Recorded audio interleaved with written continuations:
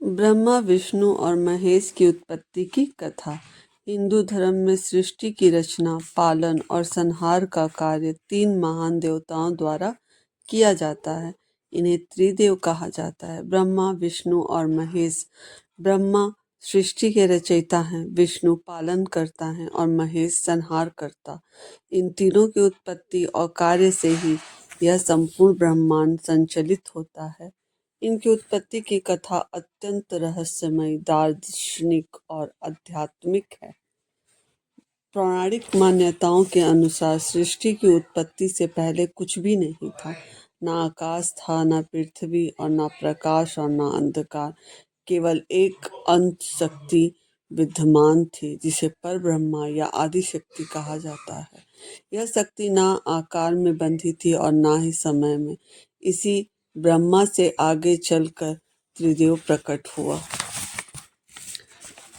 ब्रह्मा इस शून्य अवस्था को प्रलय कहा जाता है। जब परब्रह्मा ने सृष्टि की रचना की इच्छा की, तब इनकी चेतना तीनों रूप में विभक्त हुई: रचना, पालन और संहार। भगवान विष्णु की उत्पत्ति सबसे पहले हुई। उन्हें क्षीर सागर में शेषनाग पर योग निद्रा में स्थित बताया गया। विष्णु ही सृष्टि के आधार बने।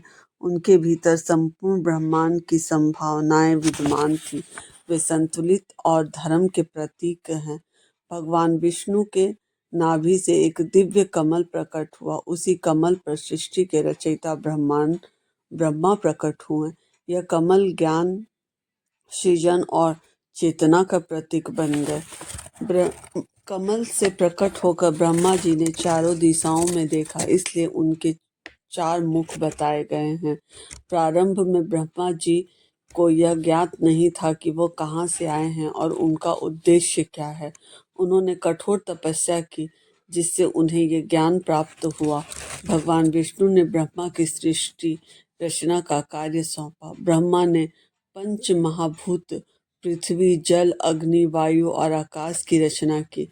इसके बाद देवता, ऋषि, मनुष्य, पशु, पक्षी, वनस्पति और समस्त जीव जगत की उत्पत्ति हुई। ब्रह्मा की सृष्टिकर्ता कहा जाता है, परंतु वे स्वयं भी विष्णु की इच्छा से कार्य करते हैं। इस प्रकार सृष्टि का प्रारंभ हुआ। भगवान शिव की उत्पत्ति को लेकर कई कथाएं प्रचलित हैं। एक प्रसिद्ध कथा के अनुसार एक बार ब्रह्मा और विष्णु के बीच यह विवाद हुआ कि उनमें से श्रेष्ठ कौन है। तभी एक अत्यंत विशाल अग्नि स्तंभ प्रकट हुआ, जिसका न आदि था और न अंत। विष्णु ने वाराह रूप धारण कर उस स्तंभ का मूल खोजने का प्रयास किया, जबकि ब्रह्मा हंस रूप से उसका शीर्ष खोजने लगे।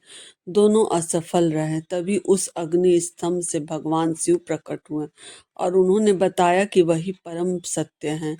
शिव ना रचयिता हैं, ना पालन करता, बल्कि वो संहार और पुनर्निर्माण के देवता हैं। उनका संहार विनाश के लिए नहीं, बल्कि नई सृष्टि के लिए होता है। इस प्रकार ब्रह्मा, विष्णु और महेश तीनों का कार्य अलग अलग होते हुए भी एक दूसरे से जुड़ा हुआ है। यदि ब्रह्मा सृष्टि ना रचे तो पालन का प्रश्न ही नहीं उठता।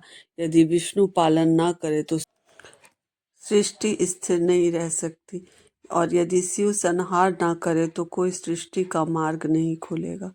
त्रिदेव मिलाकर ब्रह्मांड के चक्र को चलाते हैं। इस सृष्टि स्थित प्रलय का चक्र कहा जाता है। त्रिदेव केवल देवता नहीं, बल्कि जीवन के 3 मूल सिद्धांतों के प्रतीक हैं। ब्रह्मा विचार और रचनात्मक, विष्णु अनुशासन और संतुलन, महेश त्याग और परिवर्तन। मानव जीवन में भी यही तीनों शक्तियां कार्य करती हैं। जन्म, जीवन और मृत्यु ये त्रिदेव के ही स्वरूप हैं। ब्रह्मा, विष्णु और महेश की प्रस्तुति की कथा हमें यह सिखाती है कि यह संसार केवल भौतिक नहीं, बल्कि आध्यात्मिक नियमों से संचालित है। सृष्टि निरंतर परिवर्तनशील है। निर्माण, संरक्षण और विनाश तीनों ही आवश्यक है। त्रिदेव की उपासना का अर्थ केवल पूजा नहीं, बल्कि जीवन में संतुलन, कर्तव्य और आत्मज्ञान का अपनाना है। यही भारतीय दर्शन की महानता है। जो हमें प्रकृति और ब्रह्मांड के साथ सामंजस्य में जीना सिखाता है। अगर हमारे वीडियो द्वारा प्राप्त जानकारी अगर आपको अच्छी लगी हो तो प्लीज़ हमारे चैनल को लाइक, शेयर और सब्सक्राइब करके हमें प्रोत्साहित करें। हम आपके लिए नई नई कहानियाँ लाते ही रहेंगे। और अगर आपको किसी और कहानी की जानकारी चाहिए तो प्लीज़ कमेंट बॉक्स में लिखिए, हम आपको उसकी जानकारी देने की पूरी कोशिश करेंगे। जय त्रिदेव।